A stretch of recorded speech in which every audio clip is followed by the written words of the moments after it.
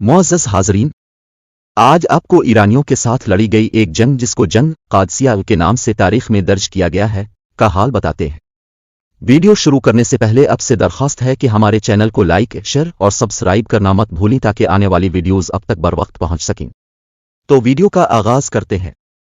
تو دوستو، اسلام صرف تبلیغ سے نہیں پھیلا۔ طالبان اسلامی کے لیے بے شک تبلیغ ضروری ہوتی ہے۔ تبلیغ سے مراد یہ ہے کہ اسلام کے پیغام کو ہر عام و خاص تک پہنچایا جائے۔ چنانچہ اللہ کے نیک بندے پوری دنیا میں اللہ کے پیغام کو لے جاتے رہے ہیں، لیکن ہوتا یہ ہے کہ جب بھی دعوت حق کو لے کر اللہ کے نیک بندے اہل کفر و شرک کے پاس جاتے ہیں، انہیں کافروں کی جانب سے سخت مزاحمت کا سامنا کرنا پڑتا ہے، اور اکثر اللہ کے پیغام لے جانے والوں کو سخت اذیت پہنچانے کے ساتھ ساتھ شہید بھی کر دیا جاتا ہے۔ کیونکہ اللہ کے پیغام کو ہر فرد و بشر تک پہنچانا ہر مسلمان پر فرض ہے، اس لیے جہاد کرنا پڑتا ہے، اور اللہ کے خلاف ڈٹ جانے والوں اور اس کے حکم کو نہ ماننے والوں کے خلاف جنگ کرنا ضروری ہو جاتا ہے۔ جب ہمارے پیارے رسول نے اسلام کا پیغام لوگوں تک پہنچانا شروع کیا تو عرب کے لوگوں نے آپ کو بہت اذیتیں پہنچائیں اور مسلمان ہو جانے والے صحابہ کرام کو بہت دکھ دیے، یہاں تک کہ بہت سارے صحابہ کرام کو شہید تک کر ڈالا۔ آخر کار اللہ تعالیٰ کی جانب سے حکم آیا کہ اللہ کے دین کو نافذ کرو، خواہ یہ بات کافروں کو کتنی ہی بری لگے۔ چنانچہ مسلمانوں نے اسلام کو دور دور تک پھیلانے کے لیے بڑی بڑی جنگیں کیں۔ آج آپ کو ایرانیوں کے ساتھ لڑی گئی ایک جنگ جس کو جنگ قادسیہ کے نام سے تاریخ میں درج کیا گیا ہے کا حال بتاتے ہیں کہ مسلمان مجاہدین نے کیسے ایران کی 2 لاکھ فوج کو، جس کے پاس نہایت قوی ہیکل ہاتھی بھی تھے، انہیں نہ صرف میدان چھوڑ کر بھاگ جانے پر مجبور کر دیا تھا، بلکہ ان کے ہاتھیوں پر اتنا شدید حملہ کیا کہ ہاتھی پلٹ کر اپنی ہی فوج کو کچلتے ہوئے بھاگ جانے پر مجبور ہو گئے تھے۔ یاد رہے کہ یہ جنگ 3 دن تک جاری رہی۔ پہلے دن کے مقابلے میں ہاتھیوں کی وجہ سے مسلمانوں کا کافی جانی نقصان ہوا، لیکن جو سردار اور شہ سوار مبارزت طلب کرتا رہا، مسلمان مجاہدین ان کو زندہ گرفتار کر کے لاتے رہے۔ رستم، جو ایرانی فوج کا سردار تھا، اس صورتحال سے بہت پریشان ہوا اور حیران رہ گیا کہ وہ جس پہلوان کو میدان میں اتارتا ہے، مسلمان مجاہدین اسے بچوں کی طرح گرفتار کر کے لے جاتے ہیں۔ چنانچہ اس نے پوری فوج کو حملہ کر دینے کا حکم دیا۔ دونوں جانب سے نہایت زوردار جنگ ہوئی۔ جنگ کے پہلے دن ایرانیوں کو سخت جانی نقصان برداشت کرنا پڑا، لیکن مسلمانوں کو بھی کافی نقصان اٹھانا پڑا۔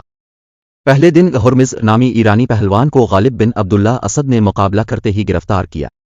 اسی طرح ایک اور ایرانی شمشیرزن میدان میں آیا جس کو عاصم نامی مجاہد نے گرفتار کر کے مسلمان سپہ سالار سعد بن ابی وقاص کے حوالے کیا۔ دوسرے دن کی لڑائی میں بہمن جادیے پہلوان میدان میں اترا جس کو مسلمان مجاہد کاکا نے قتل کر دیا۔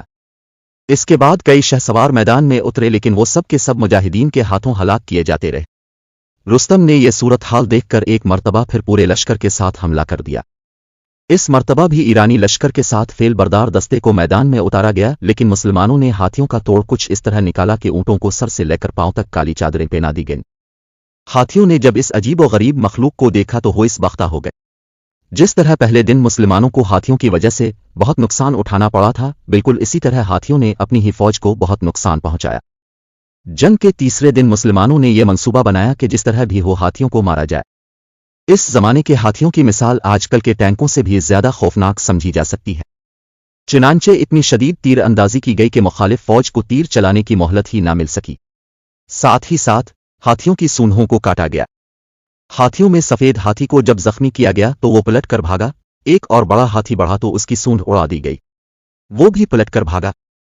ہاتھیوں نے جب ساتھی ہاتھیوں کو پلٹ کر بھاگتے ہوئے دیکھا تو سارے ہاتھی پلٹ کر اپنی ہی فوج کو کچل کر بھاگنے لگے۔ رستم، جو ایرانی فوج کا سالار تھا، اس صورتحال سے بوکھلاہٹ کا شکار ہے کر بھاگ نکلنے کے لیے مڑا تو مسلمان مجاہد ہلال بن علقمہ نے برچھی کا ایسا وار کیا کہ رستم کی کمر ٹوٹ گئی اور وہ نہر میں جا گرا۔ ہلال بن علقمہ نے اسے نہر سے نکال کر قتل کیا اور اس کے تخت پر چڑھ کر اعلان کیا کہ کافروں میں نے تمہارے سالار کو ہلاک کر دیا ہے۔ یہ سن کر 2 لاکھ فوج میں ایسا خوف پھیلا کہ وہ میدان چھوڑ کر بھاگ نکلی۔ جنگ ختم ہوتے ہی سعد بن ابی وقاص نے ایک تیز رفتار شتر سوار کو حضرت عمر کی جانب خوشخبری لے کر روانہ کیا۔